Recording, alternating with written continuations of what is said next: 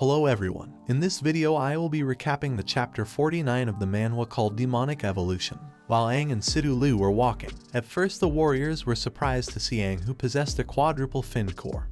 But upon seeing Sidu Liu, they began to mock her for being a single core warrior with only one fin. Everyone knew that they were heading towards the castle, so they mocked them by saying that they were here to provide more nutrients to the demons inside the castle. One of the warriors looked at his companion and asked if they were a lost couple. He started laughing and replied that they wouldn't be able to enter since they wouldn't even be capable of passing the strength test. Upon hearing this, Aang couldn't help but smile. While they were walking, he looked at the warriors and told Sidu Liu that the other warriors were looking at them with contempt. She simply stayed quiet and didn't say a single word. Several minutes later, once they had distanced themselves from the others, a warrior who was accompanied by another warrior, and a blonde woman who was the healer of the team. He caught both their attention and asked Aang if he was trying to copy him by bringing a girl along. Upon hearing this, Aang glanced back slightly and saw a tall warrior with an eye patch, another short red-haired warrior, and a blonde woman dressed as a nurse. The red-haired warrior mocked them, telling them that he never would have thought there would actually be a damn quadruple fin stupid enough to try to be so arrogant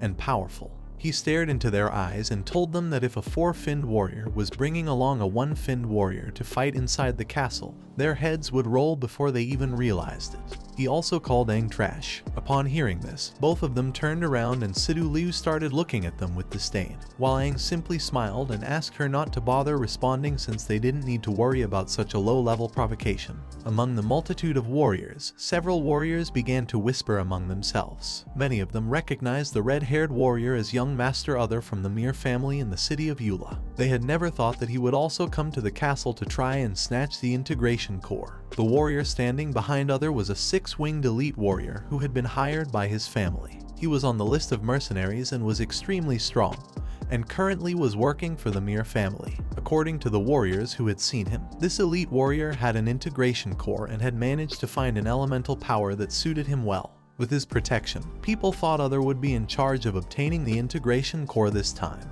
The red-haired warrior extended his hands and introduced himself as Other from the ranked city called Eula. He also explained that he belonged to the Mir family, one of the best warrior families in the city of Eula. After introducing himself, he caught Sidu Liu's attention. She turned towards him and began wondering what this man wanted.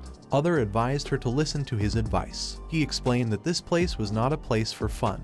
While touching the breasts of the blonde woman, he stared at Sidu Liu and asked if she had a green core. He closed his eyes, and while embracing the blonde woman with his left arm, he explained to Sidu Liu that he needed a personal healer to support him on his right side. Several seconds passed, and not hearing a response from her, Other opened his eyes and started staring at them. At that moment, he saw Aang and Sidu Liu talking to each other and completely ignoring him. Upon seeing this, he couldn't help but get angry and asked her if she didn't recognize the name of the Mir family. He also added that he had spoken to her in a good manner because he thought she was a very beautiful girl. Upon hearing this, Sidu Liu became furious and asked him who gave him permission to talk to her. Upon hearing her words, both Other and the blonde woman were shocked as no one had ever spoken to them in this way before. Sidu Liu stared into his eyes with a disdainful look and called him a piece of trash for mentioning his family's reputation in every sentence. Upon hearing this, Other exploded in anger and threw the blonde woman to the ground. He assumed an offensive stance and, while staring into her eyes, asked her what she had just said. Then he revealed that he was capable of killing her with just a flick of his finger. Sidu Liu turned towards him, placed her backpack on the ground as she realized she would have to fight. She told Other that currently she wasn't as strong as him, but despite this, she wasn't someone who backed down. Deep down, she began to wonder how a perverted bastard dared to get angry. She was not willing to tolerate his behavior any longer and was ready to scold trash like him. She wasn't afraid and was prepared to beat him up. Other activated his core, and with a burst of momentum, he approached her in the blink of an eye. While his eyes were shining, he told her that a simple one-fin warrior had no chance against him. He began to reach out his hand towards her and prepared to attack, telling her that he was going to put her in her place. But just before he could strike, Aang activated his core and swiftly approached him. With a penetrating gaze fixed on Other, he grabbed his hand. Immediately, Other came to a sudden stop. While Aang held onto his hand, Other looked at him with a murderous glare and advised him to step aside or else he would destroy both of them.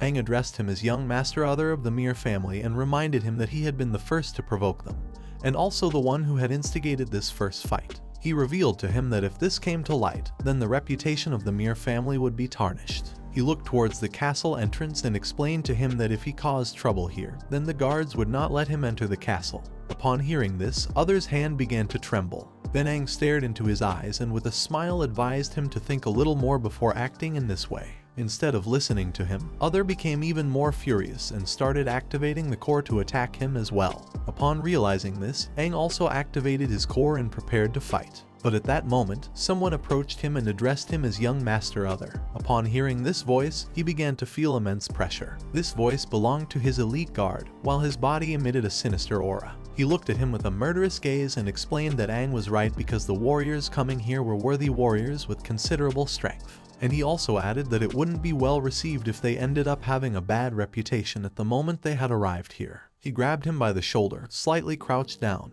and while staring directly into his eyes, he told him that if he really wanted to teach Aang a lesson, then he didn't have to do it now, and neither did he have to do it here. He also added that the most important thing for them now was to enter the castle since anything could happen inside the castle. He started staring menacingly at Aang and with an eerie aura asked Other if he understood what he meant. Upon hearing this, he smiled and realized what the elite warrior had in mind. He deactivated his core, and upon seeing this, Aang let go of his hand and Other explained to him that he would no longer bother arguing with losers. Then he began walking in the opposite direction from them and gave the order for his elite warrior and healer to return. Slowly, the three of them started walking. Several seconds later, the elite warrior passed by Aang's side and they stared into each other's eyes. Aang didn't take long to realize what was happening. The elite warrior stomped heavily on the ground and activated the elemental energy of earth, causing the small stones on the floor to slowly float. He took another step and the stones started moving quickly towards Aang's head. Instead of dodging the attack from the elite warrior, Aang simply closed his eyes and in a blink of an eye, he caught all the stones in his palm. Upon hearing the sound of the stones, Sidu Liu looked behind him and asked what was going on. Aang smiled and reassured her not to worry as they were just some small mosquitoes. Little by little, he began to lower his arm and while the palm of his hand was glowing, he looked directly into her eyes and explained that the most important thing now was to go take the test because he was sure they would be able to pass without any problems. He started opening the palm of his hand, letting the stones fall. He had activated the elemental ability of metal called Hardened Skin, and for this reason, he had been able to catch the stones with his hand without getting hurt. The elite warrior moved away from them a bit and slightly turned his head. While looking at Aang with a murderous gaze, he began to wonder if he had secretly used his hand to counteract his earth element attack. He was amazed to see that his reaction speed was insane. He also began to wonder why his hand hadn't been pierced immediately when he had catched the stones. He approached Other and got his attention. He turned around and asked him what he wanted. He approached and while looking into his eyes, advised him to make changes in the list of potential competitors for the integration core. He revealed to him that Aang was the opponent who represented the greatest threat to them, and also added that he was beyond the strength of the quadruple fin. While staring at the ground, he explained that he had been unable to measure Aang's true strength. Upon hearing this, Other was dumbfounded. The elite warrior stood up and while staring into his eyes, advised him to find an opportunity to kill both of them, as this way they could prevent them from becoming stronger. Several minutes later, Aang and Sidu Liu arrived at the entrance of the castle. A woman checked their synchronization rates. Aang's synchronization rate was 54%, and Sidu Liu's synchronization rate was 42%. Sidu Liu looked at Aang and thought that at this level there was no level restriction, so she asked him if they had passed the synchronization rate test. Just before he could respond, the woman who was at the entrance caught their attention. Sidu Liu ignored her and thought that Aang's synchronization rate was originally 39% the last time they tested it. She realized that not only had he raised his level to a one-fin warrior, but he had also increased his synchronization rate to 42%, which was a huge improvement. The woman caught their attention again and while she was looking at the tablet, she noticed that the two of them were a quadruple fin warrior and a single fin warrior with a green core. She asked them if they really wanted to enter the castle to fight for the integration core. She revealed to them that the lowest ranking demon inside the castle was a triple fin demon. She looked directly into their eyes and asked if they were sure. Aang replied yes, as they were strong enough to protect themselves. Then he reached out his hand towards Sidu Liu and explained that she was the healer of the team and an extremely agile warrior. Upon hearing this, Sidu Liu closed her eyes and turned her head to the side, thinking that this was exasperating as she had been reduced to a healer. The woman explained to them that there had never been a warrior lower than a quintuple fin warrior who had entered the castle. She also added that although they didn't have level restrictions, the equipment they were wearing was the lowest level equipment in history to have entered the castle. She warned them that the integration core could only be found within the castle's unique integration core demon. These demons only appeared once every certain period of time, and once the demon died, it took quite some time for another one to appear. She revealed to them that they were not only going to have to fight against the demon,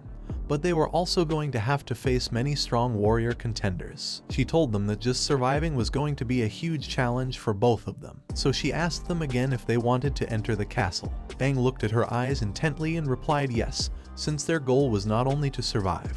He also thanked her for the warning. Upon hearing this, she extended her hand towards the door and asked them to come in. Sidu Liu sighed and then, while staring fixedly at the castle door, thought that she should be afraid of this terrifyingly dangerous place. But instead, she felt strangely calm and confident, as if with Aang just being there, she would have an infinite amount of courage. The castle door opened and both began to slowly move towards the interior of the castle.